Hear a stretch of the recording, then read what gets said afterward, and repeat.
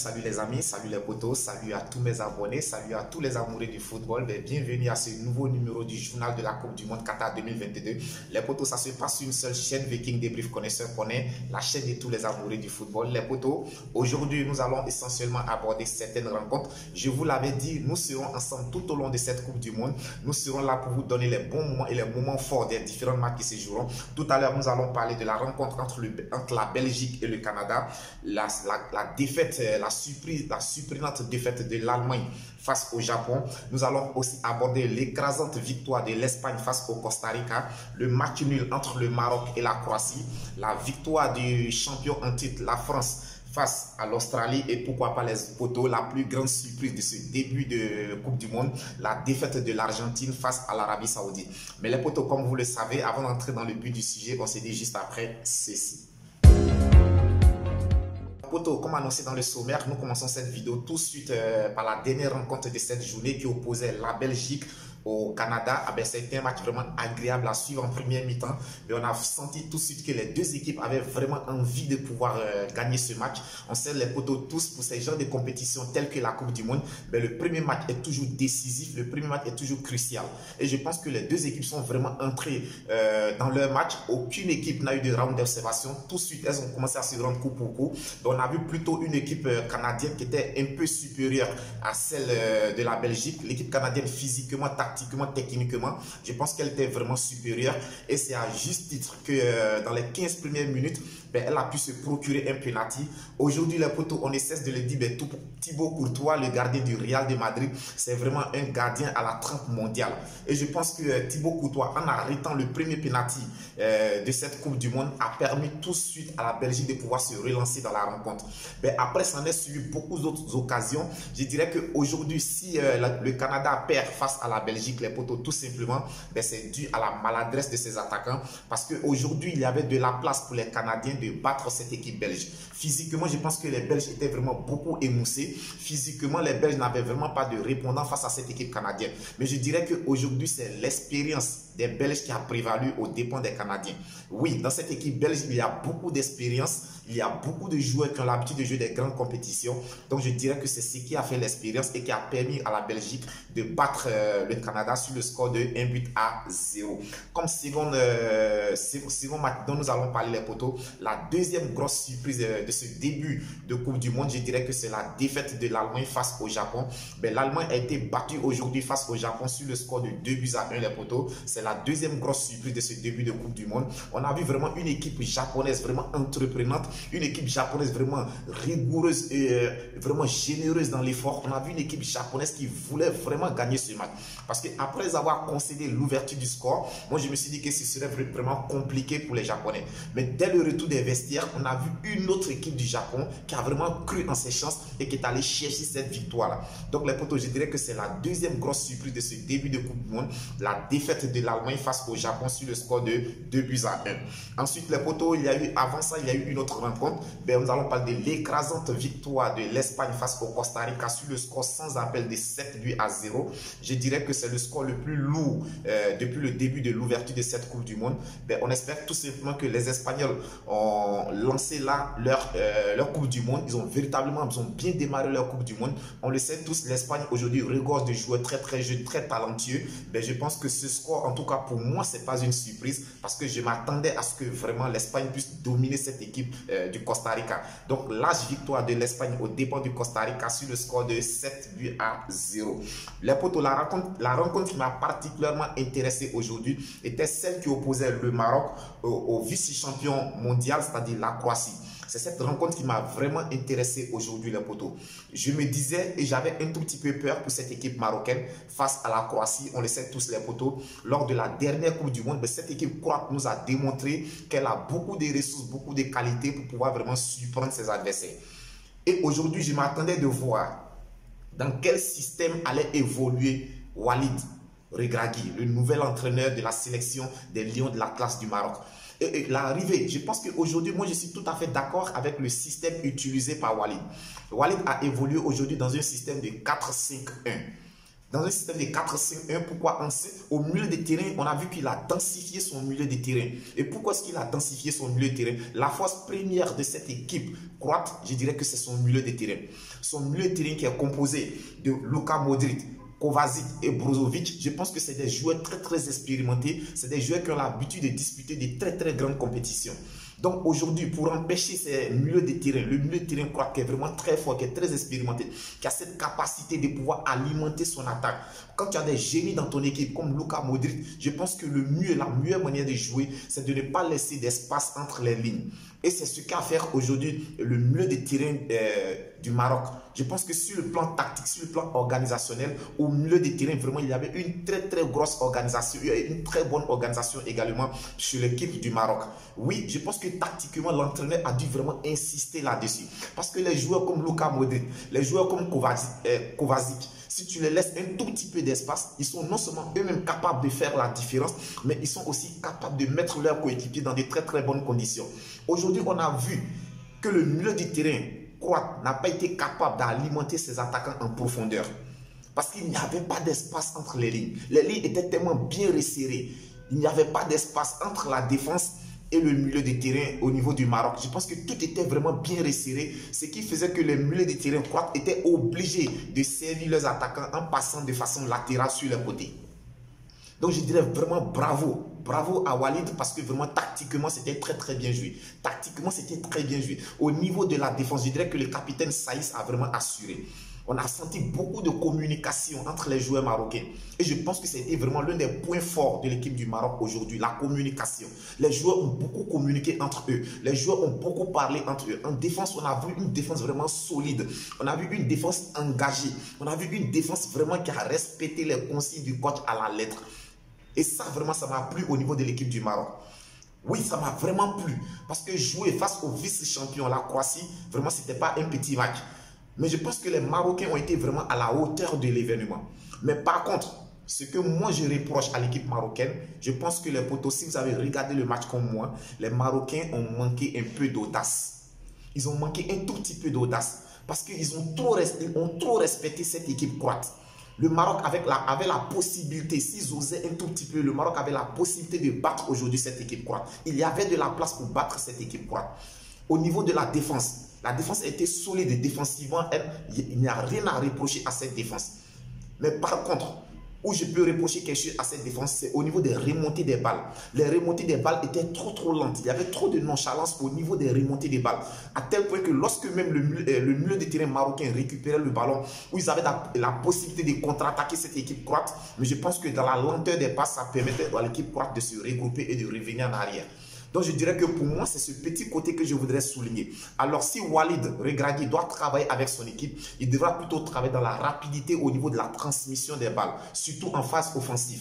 Surtout en phase offensive, il faut qu'il travaille la rapidité au niveau de la transmission des balles. Je pense qu'en jouant comme ça permettra au Maroc de se montrer encore plus dangereux en attaque. Parce que lorsque tu as des attaquants tels que Boufiane Soufal, je pense que lui, il a besoin d'espace. C'est un joueur qui va très vite, il est technique et il est dangereux en 1 contre 1. Alors que lorsque le milieu de terrain prend tout son temps à faire des petites passes entre eux, ça a vraiment fatigué aujourd'hui Soufiane. Pour parler de Ziyech, on le sait tous les potos, en ce moment, ce n'est pas la grande forme parce qu'il ne joue pas assez du côté de Chelsea. Donc, je pense qu'il arrive à cette Coupe du Monde un peu amoindri sur le plan physique. Mais néanmoins, il a essayé de tirer son épingle du jeu. Le Maroc nous a montré vraiment de très bonnes choses. Par moments, par des petites séquences, on a vu que l'équipe marocaine était capable de procéder par des petites passes, par des déplacements dans des petits espaces. Ils arrivaient à s'en sortir sans pression, sans difficulté. Je pense que vraiment, il y a de la qualité au sein de cette équipe marocaine. Mais il fallait qu'ils osent un tout petit peu. Ils doivent oser un peu. Sur le plan attaque, ils n'ont vraiment pas été dangereux. Tactiquement, ils ont été bien organisés. Ça fait qu'ils n'ont pas concédé trop d'occasions à cette équipe croate. Au milieu des terrains également, je pense qu'au milieu des terrains, le milieu de terrain a joué son match comme il se devait. Ils ont été vraiment impressionnants aujourd'hui. Cette équipe marocaine est à saluer. Mais comme je l'ai dit, les potos, si elle avait osé un tout petit peu, elle serait capable de pouvoir battre cette équipe croate. Donc, il faut noter le match nul entre les Lions de l'Atlas du Maroc et l'équipe croate sur le score de 0 but partout. Ensuite, les potos, autre rencontre, la première grosse surprise de cette Coupe du Monde, c'est la défaite de l'Argentine face à l'Arabie Saoudite. L'Arabie Saoudite a battu l'Argentine sur le score de 2-1, je dirais que cette équipe de Hervé Renard a surpris vraiment tout le monde. Et moi, ce que je peux retenir, ce que je tire comme leçon, c'est que l'Argentine est coutumier de ce genre de trucs. On se souvient tous, les potos, l'Argentine de Diego Maradona avait été battue par le Cameroun de Roger Mila, tant bien même que les Camerounais évoluaient à 10, ils avaient battu cette équipe de l'Argentine de Diego Maradona. Ben là, l'histoire vient de se répéter. L'Argentine de Lionel Messi a été battue par une équipe saoudienne vraiment entreprenante, engagée, qui a cru en ses chances. Oui, cette équipe de l'Arabie Saoudite a cru en ses chances. Et quand tu as un entraîneur comme Hervé Renard, on le sait tous, Hervé Renard, ben c'est un galvaniseur, c'est quelqu'un qui galvanise son équipe. Hervé Renard, on le sait tout, il ne lâche rien du tout. Quand tu as un entraîneur comme Hervé Renard, ben tu ne peux pas te permettre de ne pas croire en tes chances. Ils ont considéré l'ouverture du score. Après l'ouverture du score, ils ont beaucoup souffert. Oui, parce que les Argentins, vraiment, les ont beaucoup harcelés. Les Argentins auraient pu mener par 2-3 buts d'écart. Mais malheureusement, beaucoup de buts argentins ont été refusés. Je pense que Dia, à sa juste valeur, ils ont été refusés. Mais ce que je voudrais dire, c'est que l'Arabie Saoudite a cru en ses chances. Elle a joué sans complexe face à l'Argentine. Oui, mais les potos, c'est ça, une Coupe du Monde. Une Coupe du Monde, tu viens à une Coupe du Monde, tu n'as pas à craindre qui que ce soit. Parce que la majorité de tous ces joueurs évoluent presque dans tous les mêmes championnats. Ils jouent tous des grandes compétitions. Alors pourquoi? Il suffit tout simplement de changer de maillot. Si je joue à Chelsea, alors aujourd'hui, lorsque je viens, je porte un maillot de l'équipe nationale du Sénégal, je dois tout de suite penser que je suis inférieur à celui qui porte le maillot de l'équipe nationale de France, de la Belgique ou du Brésil. Pourquoi? On joue tous dans le même championnat. Et c'est ça, c'est ce qui a fait la force de cette équipe saoudienne. Elle a cru en ses chances. Elle a cru, tant même qu'elle était menée, elle a cru. Puis elle nous a marqué de très très beaux buts. Les buts qu'ont inscrits les Saoudiens, ce ne sont pas des buts hasardeux. Non, ce sont des buts qui ont été construits et avec beaucoup de justesse, beaucoup d'intelligence. Mais ils ont pu vraiment battre, beaucoup de solidarité surtout. Ils ont pu battre cette équipe de l'Argentine. Donc je dirais que c'est la première grosse sensation de ce début de Coupe du Monde. Ensuite, les potos, je ne peux pas parler de la victoire de l'Arabie Saoudite sans parler de la défaite du Sénégal, le champion en titre sénégalais, les potos. Ah oui, je suis ivoirien d'origine, mais je dirais qu'aujourd'hui, on ne parle plus de nationalité, on parle de l'Afrique. Et le Sénégal, mon pays, le Sénégal, la défaite du Sénégal m'a fait très très mal. Beaucoup de personnes, j'ai vu beaucoup de personnes en train de dire oui, le Sénégal a bien joué, on a fini. Les potos, on part en Coupe du Monde, on ne part pas en Coupe du Monde pour bien jouer, on part en Coupe du Monde pour obtenir des résultats. En 2018, la France n'a pas produit le plus beau football de la Coupe du Monde, mais à la fin de la compétition, qu'est-ce qui avait la Coupe du Monde? C'était la France. Oui, effectivement, le Sénégal a bien joué. Mais pourquoi le Sénégal s'est laissé battre par cette équipe des Pays-Bas? Cette équipe des Pays-Bas qui n'est... Non, cette défaite m'a fait très très mal. Je voudrais lancer un petit message à Edouard Mendy. Edouard Mendy, à Chelsea, tu fais beaucoup d'erreurs à Chelsea. Et nous, on t'a toujours défendu parce que tu es un Africain. Et c'est un honneur, c'est un privilège pour nous de voir un Africain être gardien numéro 1 dans un club comme Chelsea. C'est un privilège, c'est un honneur pour nous. Donc, même quand tu fais des bêtises, même quand tu fais des gaffes, on essaie de te protéger, de te couvrir d'une manière ou d'une autre. Mais Edouard Mendy, tu ne vas pas venir nous faire ça en sélection. Pour un gardien de ta trempe, la sortie que tu as fait avant-hier, Edouard Mendy, vraiment, tu ne dois pas nous faire ça en sélection. Peut-être que toi, tu ne connais pas ce que tu représentes, tu ne sais pas ce que tu représentes. J'ai l'impression que souvent, tu as l'impression toi-même à te minimiser, à te ridiculiser, à te diminuer. Edouard Mendy, tu es un gardien de classe mondiale. Il y a certaines erreurs que tu ne dois plus faire. Sur le premier but, tu fais une sortie hasardeuse. Sur le deuxième but, on te frappe une balle, tu plonges et tu repousses la balle dans le cadre des buts. Je dirais que franchement, Edouard Mendy, aujourd'hui, moi, petit à petit, tu es en train de me décevoir. Mais tu es un grand gardien. Tu es un grand gardien. Je sais que tu peux te ressaisir. C'est vrai que le Sénégal part à cette Coupe du Monde sans son leader, sans sa vedette Sadio Mané. Mais je pense que le Sénégal est capable de nous sortir encore plus que ce qu'ils nous ont démontré. Je pense que le péché mignon des Africains, c'est que nous ne savons pas gérer les temps forts et les temps faibles. C'est ça notre péché. Oui, ce que le Sénégal a produit, c'est la même chose qu'ils nous ont produit en 2018. Et à la fin, ils sont revenus au pays avec beaucoup de regrets. Je ne voudrais pas que l'histoire se répète. Cette équipe, ce groupe sénégalais qui est là, n'a pas encore écrit son histoire en Coupe du Monde. Elle a déjà écrit son histoire à la CAN. Elle a remporté la première Coupe d'Afrique pour le Sénégal. Mais je pense qu'à la Coupe du Monde, cette équipe doit écrire son histoire. Oui, cette équipe doit nous écrire son histoire en Coupe du Monde. On compte beaucoup sur cette équipe sénégalaise. Donc en tout cas, franchement, moi j'ai été déçu de la défaite du Sénégal qui a été battu par les Pays-Bas sur le score de 2-8-0. Ensuite, le champion en titre, la France, a fait aussi son entrée en matière. La France était opposée à l'Australie, mais ça a été vraiment un début de match compliqué pour les Français parce que très tôt dans la rencontre, les Français ont concédé l'ouverture du score et par la même occasion, après avoir concédé l'ouverture du score, par la même occasion, ils ont leur latéral gauche, Lucas Hernandez, qui a été blessé. Donc à partir de ce moment, je me suis dit que ce serait vraiment compliqué pour les Français. Mais les potos, il fallait vraiment compter sur le groupe de Didier Deschamps. Oui, la France nous a montré qu'elle a un caractère fort, qu'elle a un mental fort. Ils nous ont montré qu'ils sont un groupe. Alors, lorsque Lucas Hernandez est sorti et que son frère Théo Hernandez est entré, mais il a fait une très très bonne entrée. D'ailleurs, le premier but français, l'égalisation de la France est venu sur un centre de Théo Hernandez. Je dirais que vraiment, c'était vraiment... La France nous a démontré, oui, qu'elle mérite son titre de champion de 2018. Ils nous ont montré un caractère. J'ai vu un certain Rabiot hier. J'étais vraiment convaincu. Rabiot nous a démontré. Il a fait taire vraiment toutes les bouches, toutes les langues qui parlaient contre eux. Rabiot les a fait taire hier. Alors les potos, hier, on a vu un certain Ousmane Dembélé. Vous serez d'accord avec moi que le Ousmane Dembélé que nous avons vu avec l'équipe nationale de France hier contre l'Australie, ce n'est pas ce même Ousmane Dembélé que nous voyons au FC Barcelone. Au FC Barcelone, certes, on voit un Ousmane Dembélé qui est capable de prendre les ballons, de faire des différences. Mais qu'est-ce qu'il fait? Au FC Barcelone, Ousmane Dembélé veut conclure ses actions lui-même.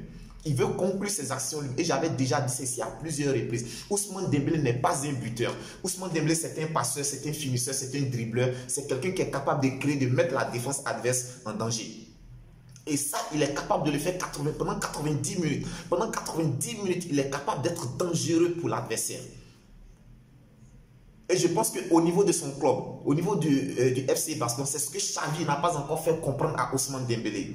Fais tout ce qu'il faut faire, mais à la finition, fais marquer tes coéquipiers. C'est ce qu'on te demande. Et hier, je pense que le message de Didier Deschamps est très bien passé. On a vu Ousmane Dembélé hier qui n'a pas cherché à conclure ses actions lui-même. Après avoir dribblé, après avoir fait les différences, il cherchait tout de suite à trouver Olivier Giroud, Mbappé et autres. Et là, il a été vraiment très intéressant dans sa manière de jouer. Il a joué de façon très très intelligente. Et je dirais que moi, franchement, je pense que Ousmane Dembélé, s'il continue de jouer sur cette lancée, s'il continue de jouer avec ce esprit, mais je pense que nous sommes partis pour voir un très très grand Ousmane Dembélé pendant cette Coupe du Monde. Kylian Mbappé, on dit, je ne parlerai pas trop de lui, mais c'est monsieur toujours 100%.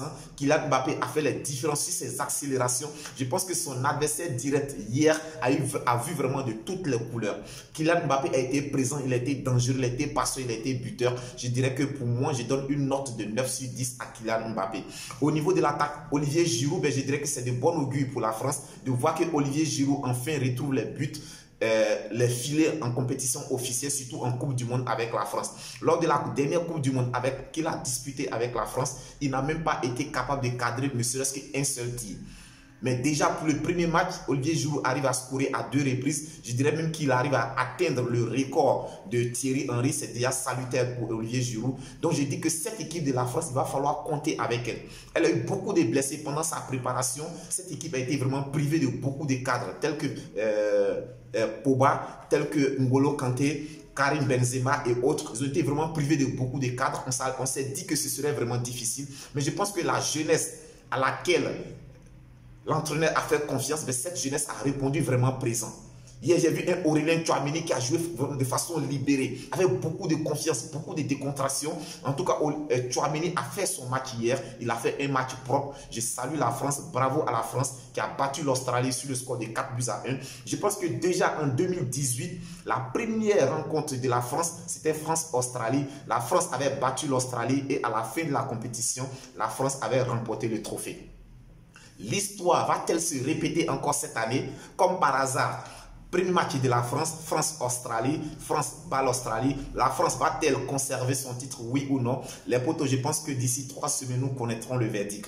Donc, c'était là quelques résumés des différentes rencontres qui sont tenues hier et aujourd'hui. Les potos, nous ne saurons terminer cette vidéo sans vous donner le programme de demain. À noter tout simplement que demain, à partir de 11h, sur le coup de 11h00, nous avons l'opposition entre la Suisse et les Lions du Cameroun.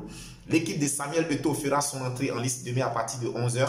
J'invite tout le monde à devenir Camerounais demain. Nous devons soutenir le Cameroun. Nous devons pousser les Lions du Cameroun à la victoire finale. À partir de 14 h, nous avons la Corée du Sud qui sera opposée à l'Uruguay. Sous le coup de 17 h, nous avons le Portugal qui sera opposé au Black Stars du Ghana. Également, sous le coup de 17 h, les poteaux, nous devons soutenir cette équipe ghanéenne. Comme je l'ai dit, aujourd'hui, à cette Coupe du Monde, quel que soit le pays africain qui joue les poteaux, c'est l'Afrique qui est représentée, c'est l'Afrique qui joue. Nous devons tous nous unir pour supporter nos pays, pour les pousser à la victoire finale. Je pense que au cours de cette Coupe du Monde, un pays africain a au minimum le droit d'arriver en demi-finale, ce qui n'a jamais été fait. Mais moi, j'ai foi, j'ai espoir. Je pense que pour cette Coupe du Monde, on verra un pays africain en demi-finale. Dernier match de la journée de demain, nous avons le Brésil sous le coup de 20 h. Le Brésil qui sera opposé à la Serbie. Les potos, c'était tout pour aujourd'hui. On va se rattraper très bientôt. On se retrouvera très bientôt pour d'autres débriefs, pour d'autres journaux de la Coupe du Monde. D'ici là, portez-vous bien. Que Dieu vous protège. On se dit à très bientôt pour une autre vidéo.